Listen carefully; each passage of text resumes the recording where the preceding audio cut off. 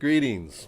Well, this is day 8 of my book launch, so it's been an exciting journey.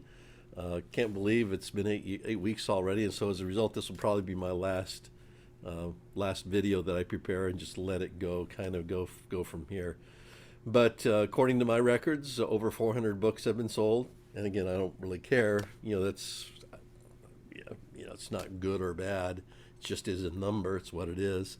But I'm certainly deeply grateful for all of you who have purchased the book. If you've had a chance to read it and you like it, I'd certainly appreciate a review. If you post a review on Amazon, and if you think it warrants 5 stars, I'd certainly be deeply grateful for that.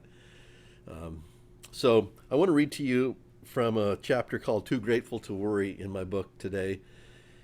And before I start reading, I want to just give you a little bit of an introduction here. So one of the first words you're going to hear me say is the Meseta. And the Meseta basically is the plains of Spain. And as I approached that, I remember hearing some fear and anxiety, from people about the Meseta. And so I wasn't sure what to expect. So you'll hear about that journey. Initially, again, what I shared, the thoughts that were going through my mind, and then my experience walking across the plains of Spain. So here's what I've written. I think we all have a meseta lying before us from time to time. Yours may not be a 5 or 6 day walk across a hot, arid plain. Instead, it may be a particular challenge you are facing at work. It may be a relationship that is in difficulty, financial uncertainty, or any number of other circumstances that give you pause and make you wonder if you're really up to the task. I have certainly faced all of these in my life, and sometimes I didn't do as well as when I walked the Meseta with Tony and other pilgrims. But I think I've learned that no matter what the issue is before me, I can deal with it more effectively if I can maintain a sense of gratitude. When walking the Meseta, as on the rest of the journey, I really did have a sense of receiving what I needed for each day. Whether that meant climbing a steep hill in 90-degree heat or the encouragement of Tony's companionship and conversation. Again and again, the Camino gave me what I needed. And in some cases, even if I would have preferred something else.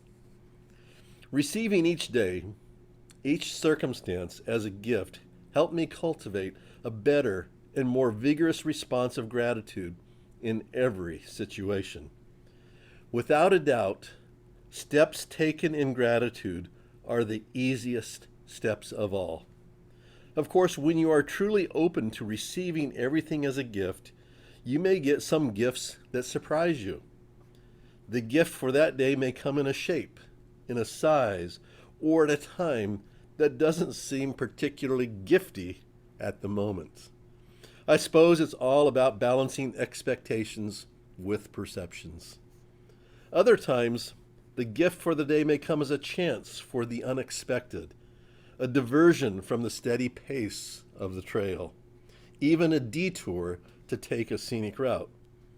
On the Camino de Santiago, there are many opportunities for a peregrino to make side trips here and there in order to experience or to see something a bit off the beaten path.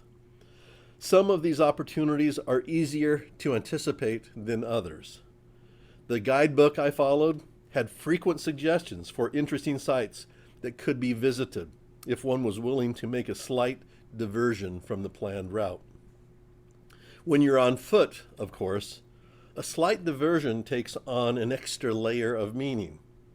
After all, it's not simply a matter of a quick turn of the wheel and a few minutes of driving, then back to the highway.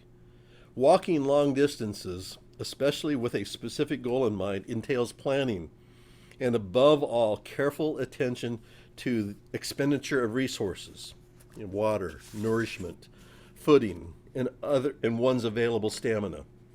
There's really no such thing as a quick side trip when you're walking on a long-distance hike like the Camino de Santiago. But does that mean you should always stick to the trail? What might you be missing if you just walk doggedly forward each day, not allowing yourself to look left or right to see what unexpected things might be available? I can honestly say that I experienced both sides of this decision as I walked my Camino. There were times when I took a side road and was grateful for it, and there were other times when I didn't, and I felt twinges of regret for what I might have missed.